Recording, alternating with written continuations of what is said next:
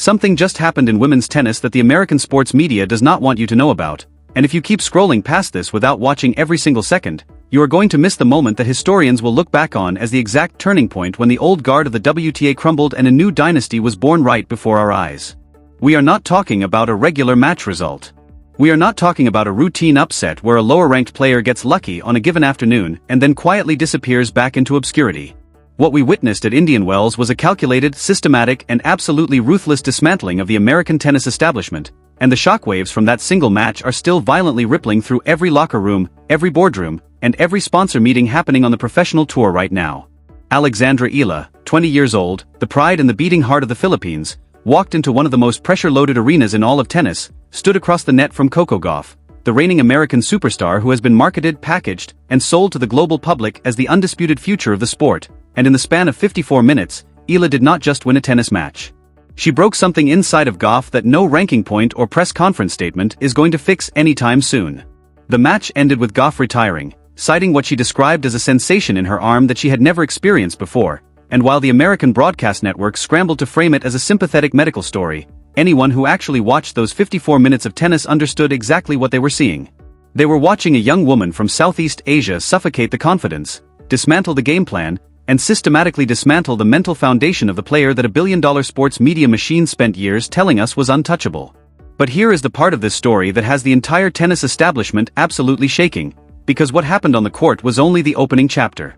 The chapter that is actually sending executives into emergency meetings and making veteran players stare at their phones in disbelief came hours after the match ended, and it came from the last person the establishment expected to hear from.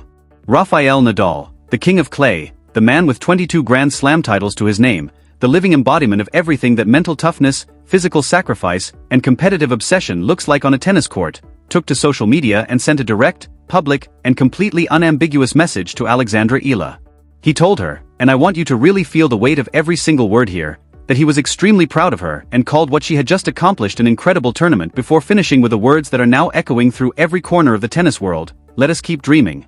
3 sentences. That is all it took to completely detonate the carefully constructed narrative that the tennis establishment had spent years building, and the reason those 3 sentences hit with the force of a nuclear warhead is something you have to understand from the inside out.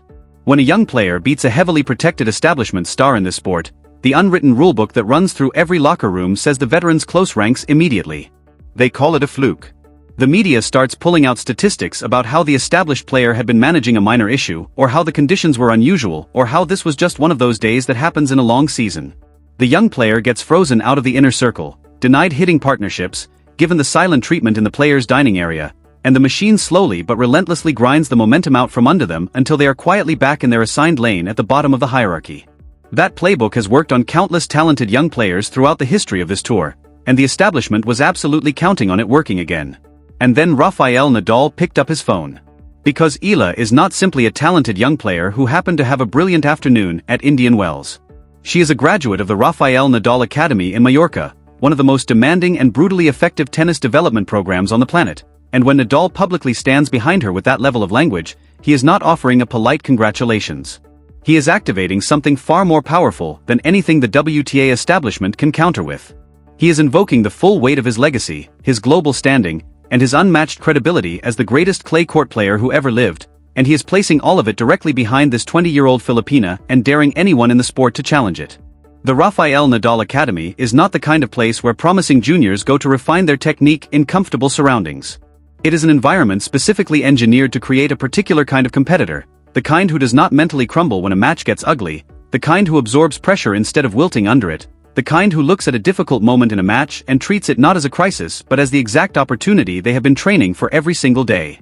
Everything that Eala showed on the court against Gauff, the relentless baseline pressure, the heavy topspin that kept pushing her opponent further and further behind the baseline, the unwillingness to give even a single easy point, the ice-cold body language that communicated to Gauff with absolute clarity that this was not going to get easier no matter how long the match went. All of that is the direct output of the environment that Nadal built in Mallorca.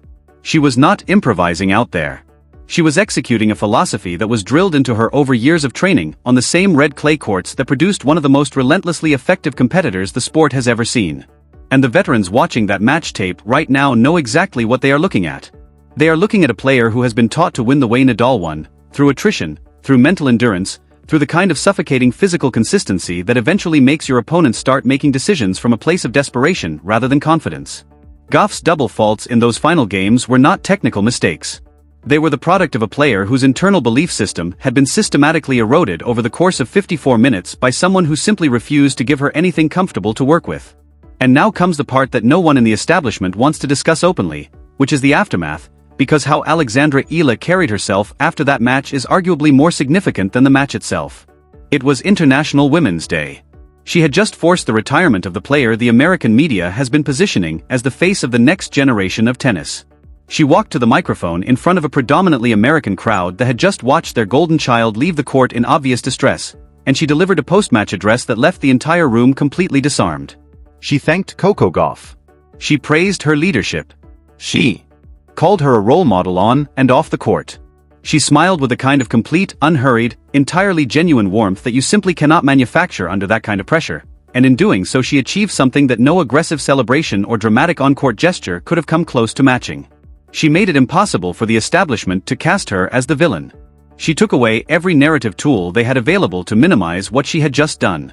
The veterans who wanted to paint her as arrogant or disrespectful or lucky suddenly had nothing to work with, because the young woman standing at that microphone was composed, gracious, eloquent, and radiating the kind of confidence that comes not from ego but from a deep and completely settled sense of who she is and where she is going. That combination, the devastating on-court execution followed immediately by that level of poise in the spotlight, is what is driving the genuine fear that is currently spreading through the locker rooms of the WTA Tour. Because the players who have been around long enough to understand this game at its deepest level know that what they witnessed was not a lucky day. It was a glimpse of a complete player, one who has been developed not just technically and physically but psychologically, and that psychological dimension, that absolutely unshakable groundedness under maximum pressure, is the hardest thing in the world to compete against. You can study someone's backhand. You can analyze their serve patterns. You can work with a coach to develop specific tactical responses to their game style. But how do you prepare a game plan for someone who simply does not feel the pressure the same way you do? How do you scheme against a player who has been trained by the man who spent 2 decades winning matches that every statistical model and every logical observer said he had no business winning, simply through the force of his refusal to accept that the match was over? The answer is that you cannot, and the top 10 players in the world sitting in their hotel rooms and watching the Indian Wells coverage know it. The commercial and sponsorship implications of what Nadal's endorsement means are also impossible to overstate. In the world of elite sports marketing, association with the Nadal legacy is not simply a nice piece of biographical detail. It is a signal that carries enormous weight with the luxury brands, the major tournament directors, the global broadcasters, and the high-net-worth sponsors who control the financial architecture of professional tennis. When Nadal publicly aligns himself with a player the way he just aligned himself with Eala, the business community takes notice in a very real and very immediate way. The established veterans who have been grinding through the tour for a decade, carefully building their endorsement portfolios and their broadcast relationships, are now watching a 20-year-old walk into rooms carrying an endorsement from the most credible figure in the history of the sport, and they understand what that means for the direction of the money and the attention in the years ahead. The commercial pivot toward Eala is not a future possibility. It is a present-tense reality that is already beginning to reshape the economics of the tour. And then there is the fan-base dimension, which the American media completely failed to account for when they were constructing their narrative around Gauff as the global face of the sport. The Philippines is a nation of over 115 million people, and their relationship with their sporting heroes is not casual or passive.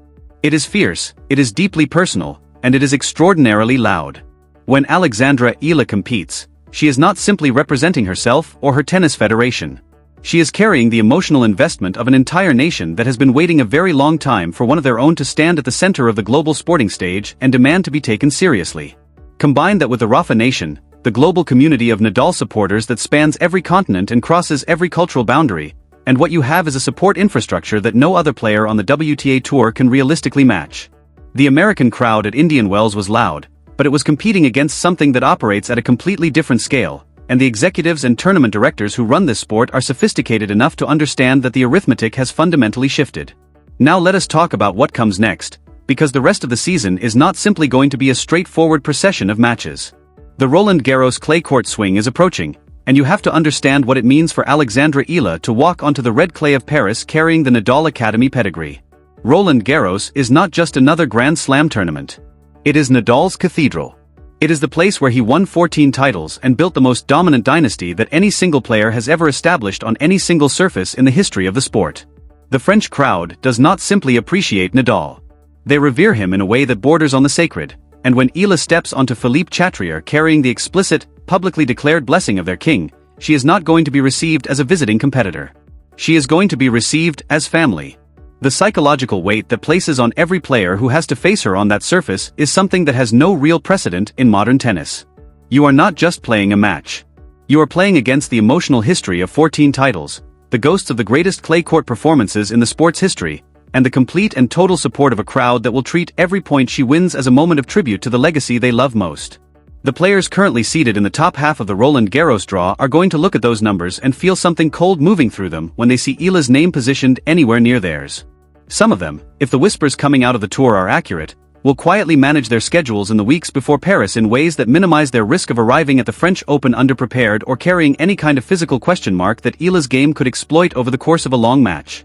The political dynamics inside the locker room are also worth examining closely, because the WTA Tour has its own internal hierarchy, its own social structures, its own established networks of influence that operate completely outside the public eye, and those structures are currently under enormous stress. The players who have been closest to Gauff, the established clique that has held significant social influence inside the tour for several years, are in an extremely difficult position right now. They want to respond. They want to push back against the momentum that Eala is building. They want to use their media access and their veteran status to downplay what happened at Indian Wells and protect the narrative they have invested in. But every time they move in that direction, they run directly into the same immovable obstacle, which is that any attack on Alexandra Eala is simultaneously an attack on the legacy of Rafael Nadal, and that is a war that nobody on this tour is equipped to win. The bulletproof quality of that shield is not something the establishment can simply wait out or strategically outmaneuver. It is permanent. It is structural. And the longer Eala continues to win, the stronger and more inescapable that protection becomes. What Indian Wells ultimately revealed is not simply that Alexandra Eala is a great tennis player. The sport has always had great tennis players. What it revealed is that she is a complete competitive entity, one who has been developed from the inside out to function at the highest level under the most extreme pressure, and who carries with her a combination of institutional backing, cultural support, commercial appeal, and psychological architecture that the WTA establishment has never had to contend with in quite this form before. The 54 minutes against Gauff were not the beginning of a run. They were the public announcement of an arrival. The match was the proof of concept. The Nadal endorsement was the official coronation. And every player, every executive, every sponsor, and every broadcaster who is paying close attention to this sport right now understands that the era they are entering looks fundamentally different from the one they thought they were navigating 3 weeks ago. Alexandra Eala is no longer climbing toward the top of this sport. She is already there, standing at the summit, looking down at the entire landscape with those calm and completely focused eyes, and the rest of the tour is just beginning to process what that actually means for all of them.